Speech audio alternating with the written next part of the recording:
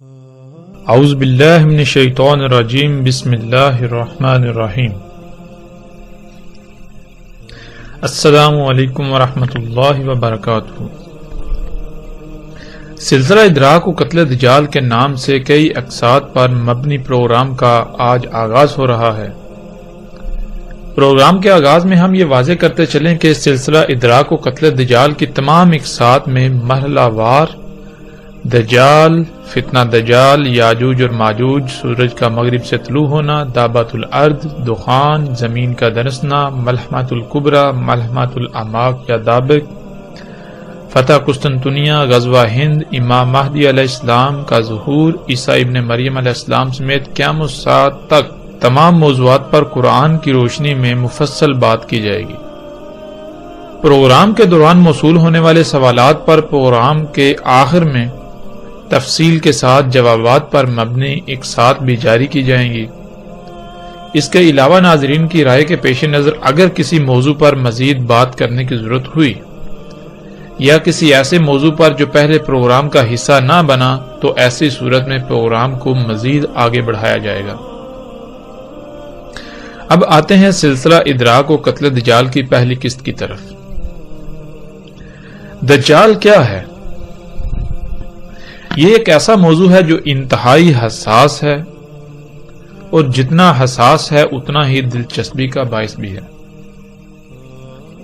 اس موضوع پر دنیا کی مختلف زبانوں میں کثیر تعداد میں نہ صرف کتابیں لکھی گئیں بلکہ وقت کے تقاضوں کو مد نظر رکھتے ہوئے دستیاب وسائل کی بدولت یہ موضوع لوگوں کی توجہ کا مرکز بنا رہا اور ماضی کی نسبت آج یہ موضوع زیادہ توجہ کا مرکز بنا ہوا ہے۔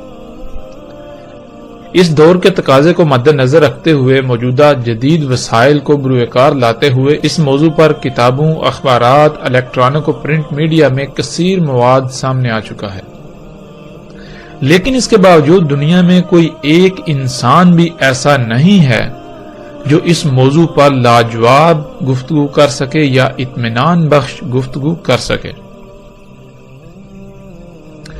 دجال کے بارے میں دنیا میں کئی نظریات پائے جاتے ہیں، جن میں سر فہرست اور سب سے زیادہ عام نظریہ یہ ہے کہ دجال ایک مخصوص شخصیت اور انسان ہوگا جو کسی نامعلوم جزیرے پر قید ہے اور مستقبل میں سامنے آئے گا۔ اس کے علاوہ کچھ کا نظریہ یہ ہے کہ دجال انسان نہیں بلکہ جن ہے۔ کچھ کا نظریہ یہ ہے کہ دجال جن اور انسان کے ملاپ سے پیدا ہوگا، جو نہ جن اور نہ ہی انسان ہوگا لیکن نظر آنے میں انسان کی ہی طرح ہوگا۔ کچھ کا نظریہ یہ ہے کہ دجال یہود و نصارہ کے علماء اور پادریوں کا نام ہے۔ کچھ کا نظریہ یہ ہے کہ دجال امت محمد میں باطل علماء کا نام ہے۔ کچھ کا نظریہ یہ ہے کہ دجال ایک نظام ہوگا۔ کچھ کا نظریہ یہ ہے کہ دجال ایک ریاست ہوگی۔ کچھ کا نظریہ یہ ہے کہ دجال دنیا پر مسلط خائن، ظالم و جابر حکمرانوں کا نام ہے، اور کچھ کا نظریہ یہ ہے کہ دجال دنیا کی سپر پاور امریکی ریاست کا صدر ہے۔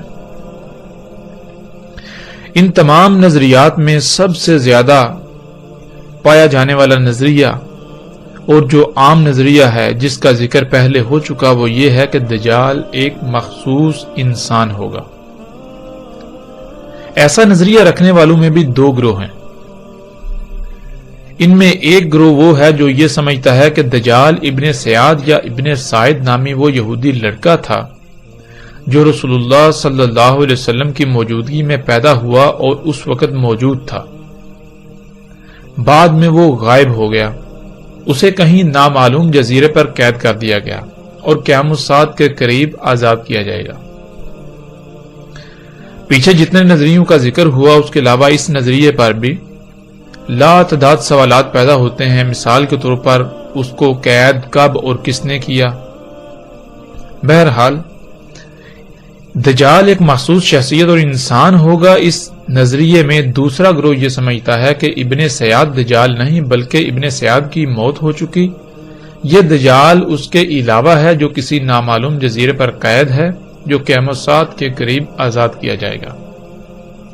ناظرین، یہ وہ نظریات ہیں جو دنیا کے انسانوں میں دجال کے بارے میں پائے جاتے ہیں۔ ان میں حقیقت کیا ہے؟ کیا دجال ایک مخصوص شخصیت، فرد واحد اور انسان ہے، یا دجال انسان نہیں بلکہ جن ہے؟ کیا دجال نہ انسان ہے اور نہ جن بلکہ ان دونوں کے ملاپ سے پیدا ہونے والی انسان نما مخلوق ہے یا کوئی اور مخلوق؟ کیا دجال یہود و نصارہ کے علماء اور پادریوں کا نام ہے یا دجال امت محمد کے باطل علماء کا نام ہے؟ ناظرین، کیا دجال ایک نظام ہے یا دجال ایک ریاست ہے؟ کیا دجال دنیا پر مسلط خائن حکمرانوں کا نام ہے یا دجال دنیا کی سپر پاور امریکہ کے صدر کا نام ہے؟ آخر کیا ہے یہ دجال؟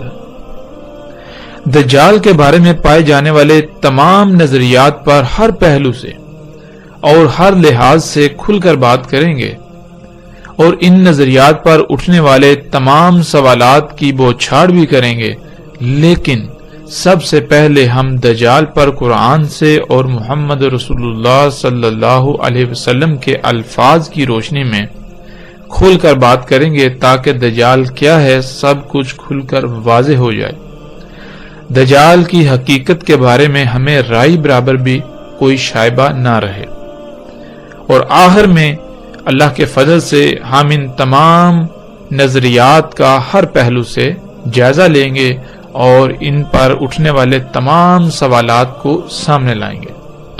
محمد رسول اللہ صلی اللہ علیہ وسلم نے کسی ایک مخصوص دجال کا ذکر نہیں کیا، بلکہ محمد رسول اللہ صلی اللہ علیہ وسلم نے ایک سے زائد دجالوں کا ذکر کیا، اور ان کی تعداد بھی مختلف بیان کی، جیسا کہ ہم ان روایات میں دیکھ سکتے ہیں۔ رسول اللہ صلی اللہ علیہ وسلم نے کہا، دجال کے خروج سے پہلے 70 سے اوپر دجال نکلیں گے۔ رسول اللہ صلی اللہ علیہ وسلم نے کہا، میری امت میں 27 کذاب اور دجال ہوں گے، ان میں 4 عورتیں ہوں گی۔ رسول اللہ صلی اللہ علیہ وسلم نے کہا، اور نہیں قائم ہوگی ساتھ حتیٰ کہ کھڑے ہوں 30 سے قریب دجال۔ رسول اللہ صلی اللہ علیہ وسلم نے کہا، نہیں قائم ہوگی ساتھ حتیٰ کہ نہ نکلیں 30 دجال کذاب۔ رسول اللہ صلی اللہ علیہ وسلم نے کہا، اس میں کچھ شک نہیں کہ 7 سے پہلے دجال ہے اور دجال سے پہلے کذاب ہوں گے 30 یا زیادہ۔ رسول اللہ صلی اللہ علیہ وسلم نے کہا، اس میں کچھ شک نہیں دجال سے پہلے 76 دجال ہوں گے۔ ناظرین، ان تمام روایات کو سامنے رکھنے سے جو بات واضح ہوتی ہے وہ یہ کہ رسول اللہ صلی اللہ علیہ وسلم نے کسی ایک مخصوص دجال کا ذکر نہیں کیا، بلکہ رسول اللہ صلی اللہ علیہ وسلم نے ایک سے زائد دجالوں کا ذکر کیا، لیکن ان میں ایک دجال وہ ہے جو قیام الساعت کے قریب آئے گا۔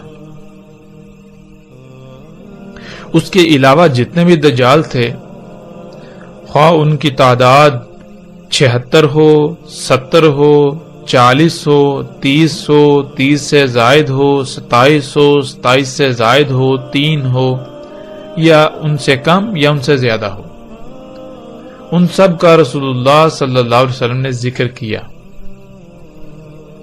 لیکن جیسا کہ اس روایت میں ہم دیکھ سکتے ہیں کہ رسول اللہ صلی اللہ علیہ وسلم نے کہا، اس میں کچھ شک نہیں 7 سے پہلے دجال ہے اور دجال سے پہلے کذاب ہوں گے 30 یا زیادہ، یعنی ایک مخصوص دجال جو قیام الساعت کے قریب آئے گا، اس سے پہلے جو دجال ہیں وہ سب انسان ہوں گے۔ اب یہ دجال جو ہے جس کا رسول اللہ صلی اللہ علیہ وسلم نے کہا جو قیام الساعت کے قریب آئے گا، آیا یہ انسان ہے یا انسان کے علاوہ کچھ اور؟ اس کی وضاحت بھی رسول اللہ صلی اللہ علیہ وسلم کے الفاظ سے ہو جاتی ہے، جیسا کہ ہم اس روایت میں دیکھ سکتے ہیں۔ رسول اللہ صلی اللہ علیہ وسلم نے کہا، تحقیق کہ دجال کھانا کھا چکا اور بازاروں میں گھوم پھر چکا۔ یعنی اس روایت سے بالکل واضح ہو جاتا ہے کہ وہ دجال جو کھانا کھاتے تھے، پیتے تھے اور بازاروں میں گھومتے پھرتے تھے، اور جب کھانا کھاتے تھے، پانی پیتے تھے، اور ظاہر ہے جو کھاتے پیتے ہیں اور گھومتے پھرتے ہیں بازاروں میں، انہیں بشری حاجات بھی لاحق ہوتی ہیں۔ تو رسول اللہ صلی اللہ علیہ وسلم نے کہا کہ وہ سب گزر چکے، یعنی کہ کھانا کھانے والا دجال، بازاروں میں گھومنے پھرنے والا دجال گزر چکا۔ تو اس سے بالکل واضح ہو جاتا ہے کہ قیامت ساعت کے قریب نکلنے والا دجال انسان نہیں ہوگا، کیونکہ اگر وہ انسان ہوتا تو رسول اللہ صلی اللہ علیہ وسلم اس کے بارے میں قطعاً یہ نہ کہتے کہ تحقیق دجال کھانا کھا چکا اور بازاروں میں گھوم پھر چکا۔ یعنی کہ ایسا نہ ہو کہ تم اسی دجال کے انتظار میں رہو کہ جو کھانا کھاتا ہے، جو بازاروں میں گھومتا پھرتا ہے، ایسا ہرگز نہیں ہوگا۔ کھانا کھانے والے اور بازاروں میں گھومنے پھرنے والا دجال گزر چکے۔ وہ جو دجال جو قیامت ساعت کے قریب آئے گا وہ انسان نہیں ہوگا۔ اور جیسا کہ اس روایت میں بھی بالکل واضح ہے، رسول اللہ صلی اللہ علیہ وسلم نے کہا، ہرگز نہیں دجال انسان، اس میں کچھ شک نہیں، جو دجال ہے وہ شیطان ہے۔ اب اس روایت کے سامنے آنے سے رائی برابر بھی شک و شبہ نہیں رہنا چاہیے کہ رسول اللہ صلی اللہ علیہ وسلم نے کہا کہ دجال ہرگز انسان نہیں ہے۔ جو دجال ہے وہ کون ہے؟ وہ شیطان ہے، شیطان دجال ہے۔ اسی طرح ایک اور روایت ہے جس میں رسول اللہ صلی اللہ علیہ وسلم نے کہا، وہ یعنی دجال ہرگز انسان نہیں ہوگا، اس میں کچھ شک نہیں، جو ہوگا وہ شیطان ہوگا۔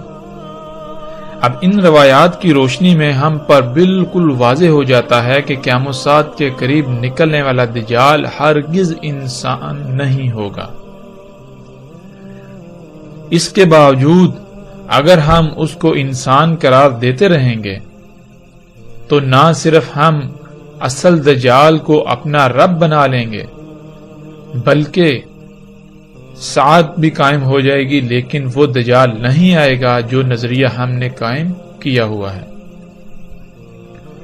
اب یہاں یہ سوال پیدا ہوتا ہے اور یہ بھی کہا جا سکتا ہے کہ ہوگا تو انسان ہی، لیکن وہ انسان شیطان ہوگا۔ تو اس سوال کا جواب حاصل کرنے کے لیے ہمیں یہاں سب سے پہلے یہ جاننا ہوگا کہ شیطان کسے کہتے ہیں، شیطان کیا ہے۔ جب ہم احادیث کا ذخیرہ اٹھائیں تو ہمیں بہت سی ایسی روایات ملتی ہیں جن میں رسول اللہ صلی اللہ علیہ وسلم نے ہر اس شے کو شیطان قرار دیا جو انسان کی ضرورت سے زائد ہے، اور رسول اللہ صلی اللہ علیہ وسلم نے انسان کی ضرورت صرف اور صرف سر ڈھانپنے کے لیے چھت، زندہ رہنے کے لیے یعنی زندگی گزارنے کے لیے کھانا، اور سطر ڈھانپنے کے لیے ضرورت کے مطابق کپڑے کو قرار دیا۔ اس کے علاوہ جو کچھ بھی انسان کے پاس ہے وہ شیطان ہے۔ یعنی ہر وہ شے انسان کے لیے شیطان ہے جو انسان کی ضرورت سے زائد ہے۔ اور انسان کی ضرورت کیا ہے؟ انسان کی ضرورت ہے اس کے سر ڈھانپنے کے لیے چھت، زندہ رہنے کے لیے کھانا، اور جسم ڈھانپنے کے لیے ضرورت کے مطابق کپڑا۔ اسی طرح کچھ اور روایات ہیں جن میں رسول اللہ صلی اللہ علیہ وسلم نے یہ کہا کہ اگر گھر میں دو افراد ہیں، یعنی کہ ایک خاوند ہے اور ایک اس کی بیوی ہے، تو گھر میں 3 بستر ہونے چاہیے، ایک بستر خاوند کا، دوسرا اس کی بیوی کا، اور تیسرا اگر کوئی مہمان آ جائے مہمان کے لیے۔ اگر اس کے علاوہ کوئی چوتھا بستر موجود ہے تو وہ شیطان ہے۔ مطلب کیا؟ مطلب یہ کہ وہ جو چوتھا بستر ہے وہ انسان کی ضرورت سے زائد ہے، اور ہر وہ شے جو انسان کی ضرورت سے زائد ہے وہ شیطان ہے۔ تو اب ہم یہ دیکھتے ہیں کہ اللہ سبحانہ و تعالیٰ نے قرآن میں شیطان کس کو کہا۔ قرآن میں درجنوں مقامات پر لفظ شیطان کا ذکر آیا ہے، اور اللہ سبحانہ و تعالیٰ نے شیطان کس کو قرار دیا، اس کی سب سے بہترین وضاحت ان تمام آیات میں ہے جن آیات میں یہ الفاظ آتے ہیں اِنَّهُ لَكُمْ عَدُوٌّ مُبِينٌ، جیسے کہ سورہ البقرہ کی اس آیت میں ہے یا ایھا الناس کلوا مما فی الارض حلالا طیبا ولا تتبعوا خطوات الشیطان انہ لکم عدو مبین۔ اللہ سبحانہ و تعالیٰ اس آیت میں کہتے ہیں اے وہ انسانوں جو زمین پر ہو، ہاں اس آیت میں زمین کی طرف اشارہ ہے، اے وہ انسانوں جو زمین پر ہو، کھاؤ اس میں سے جو زمین میں ہے، حلال ہو طیب ہو، اور نہ اتباع کرو شیطان کے خطوات کی۔ اب آگے اللہ سبحانہ و تعالیٰ یہ وضاحت کرتے ہیں کہ شیطان ہے کیا۔ ویسے تو پچھلی ہی آیت میں اللہ سبحانہ و تعالیٰ نے بالکل واضح کر دیا کہ جو حلال طیب نہیں ہے وہ شیطان کے خطوات ہیں، وہ شیطان ہے۔ آیت کے اگلے حصے میں اللہ سبحانہ و تعالیٰ نے شیطان کی بالکل کھول کر صراحت کے ساتھ وضاحت کر دی۔ انہ اس میں کچھ شک نہیں، ہو یہ شیطان کی طرف اشارہ ہے، یعنی اس میں کچھ شک نہیں، وہ کون؟ شیطان، لکم تمہارے لیے ہے، عدون دشمن، مبین، مبین کہتے ہیں ہر وہ شے جو جدھر بھی نگاہ دڑائی جی موجود ہو۔ اس آیت میں اللہ سبحانہ و تعالیٰ نے بالکل واضح کر دیا کہ اس میں کچھ شک نہیں، وہ کیا؟ جو کچھ بھی تمہارے ارد گرد موجود ہے، جو کچھ بھی تمہارے ارد گرد موجود ہے وہ سب کا سب تمہارا دشمن ہے۔ وہ کیا ہے؟ وہ شیطان ہے۔ شیطان کہتے کسے ہیں؟ شیطان کہتے ہیں ہر اس شے کو جو انسان کو اللہ کی غلامی کی بجائے اللہ سبحانہ و تعالی کی بغاوت پر ابارے، جو شے انسان کو اللہ کی طرف جانے سے اپنی طرف کھینچے، ہر وہ شے شیطان کہلاتی ہے۔ تو اللہ سبحانہ و تعالیٰ نے قرآن میں بالکل واضح کر دیا کہ ہر وہ شے جو تمہارے ارد گرد موجود ہے وہ شیطان ہے۔ ایک مقام پر اللہ سبحانہ و تعالیٰ یہ کہتے ہیں، اور دوسرے مقام پر اللہ سبحانہ و تعالیٰ اس کو کیا کہتے ہیں؟ اس کو حیات الدنیا کہہ دیتے ہیں، دنیا کا مال و متاع۔ یہ جو دنیا کی حیات ہے، جو کچھ تمہیں ارد گرد نظر آ رہا ہے، یہ سب کا سب کیا ہے؟ اللہ سبحانہ و تعالیٰ دوسرے مقام پر کہتے ہیں یہ دھوکہ ہے۔ تو قرآن سے بھی الحمدللہ اللہ کے فضل سے ہم پر بالکل واضح ہو گیا کہ شیطان کیا ہے۔ شیطان ہر وہ شے ہے جو بھی ہمارے ارد گرد موجود ہے، اس میں سے جو ہمیں اللہ کی طرف جانے سے روکے اور اپنی طرف کھینچے۔ پھر رسول اللہ صلی اللہ علیہ وسلم کے الفاظ مزید اس بات کی وضاحت کر دیتے ہیں کہ ہاں بالکل حقیقتاً یہی شیطان ہے اور یہی دجال ہے، یہی دجال ہوگا۔ جیسا کہ ہم اس روایت میں بھی دیکھ سکتے ہیں، رسول اللہ صلی اللہ علیہ وسلم نے کہا اے اللہ میں تیری پناہ میں آتا ہوں دنیا کے فتنے سے۔ دنیا کا فتنہ کیا ہے؟ دنیا کا فتنہ دجال کا فتنہ ہے۔ اس روایت میں بھی بالکل واضح اللہ سبحانہ و تعالیٰ کے نبی اور رسول محمد رسول اللہ صلی اللہ علیہ وسلم نے فتنہ دجال کس کو قرار دیا؟ فتنہ دجال رسول اللہ صلی اللہ علیہ وسلم نے دنیا کے فتنے کو قرار دیا کہ دنیا کا فتنہ دجال ہے۔ ویسے تو پیچھے گزرنے والی روایات میں ہمارے لیے بالکل کسی قسم کے شک و شبے کی کوئی گنجائش نہیں رہتی کہ قیام الساعت کے قریب نکلنے والا دجال ہرگز انسان نہیں ہوگا، لیکن ان روایات نے بالکل کھول کر ہمارے سامنے رکھ دیا کہ دجال کیا ہوگا۔ دجال ہوگا حیات الدنیا، جو کہ انسان کے لیے شیطان ہے۔ اللہ سبحانہ و تعالیٰ نے حیات الدنیا کو ایک طرف قرآن میں انسان کے لیے دھوکہ قرار دیا تو دوسری طرف اسے شیطان قرار دیا، اور رسول اللہ صلی اللہ علیہ وسلم نے بھی اپنے الفاظ میں بالکل کھول کھول کر یہ واضح کر دیا کہ قیامت الساعت سے پہلے نکلنے والا دجال انسان نہیں ہوگا، اور اگر انسان نہیں ہوگا تو پھر کیا ہوگا؟ رسول اللہ صلی اللہ علیہ وسلم نے بالکل واضح کر دیا کہ وہ شیطان ہوگا۔ اور شیطان کیا ہے؟ شیطان ہر وہ شے ہے جو انسان کی ضرورت سے زائد ہے، اور اللہ سبحانہ و تعالیٰ نے قرآن میں بالکل واضح کر دیا کہ شیطان کیا ہے۔ شیطان ہے ہر وہ شے جو تمہارے ارد گرد موجود ہے، جو تمہیں اللہ کی طرف جانے سے روکتی ہے، جو تمہیں اللہ سبحانہ و تعالیٰ کی نافرمانی پر ابھارتی ہے، جو تمہیں اپنی طرف کھینچ لیتی ہے۔ وہ کیا ہے؟ وہ حیات الدنیا۔ تو اس کے دھوکے میں نہ آ جائے۔ پھر اس روایت میں بھی رسول اللہ صلی اللہ علیہ وسلم نے بالکل واضح کر دیا کہ اے اللہ میں تیری پناہ میں آتا ہوں دنیا کے فتنے سے۔ اور پھر دنیا کا فتنہ کیا ہے؟ رسول اللہ صلی اللہ علیہ وسلم نے بالکل واضح کر دیا کہ یعنی فتنہ الدجال۔ دنیا کا فتنہ کیا ہے؟ دنیا کا فتنہ دجال کا فتنہ ہے۔ اس کے باوجود بھی اگر ہمیں کوئی شک رہے، ویسے تو شک نہیں رہنا چاہیے، اس کے باوجود بھی اگر ہم اپنے وہی پرانے نظریات کے اوپر ڈٹے رہیں تو ہم اپنا ہی نقصان کریں گے، اس کے علاوہ ہم کسی کا نقصان نہیں کریں گے۔ اس کے باوجود رسول اللہ صلی اللہ علیہ وسلم کے جو الفاظ دجال کے بارے میں ہیں، قیامت الساعت کے قریب نکلنے والے دجال کے بارے میں رسول اللہ صلی اللہ علیہ وسلم نے جو الفاظ بیان کیے وہ بھی ہم آپ کے سامنے رکھ دیتے ہیں۔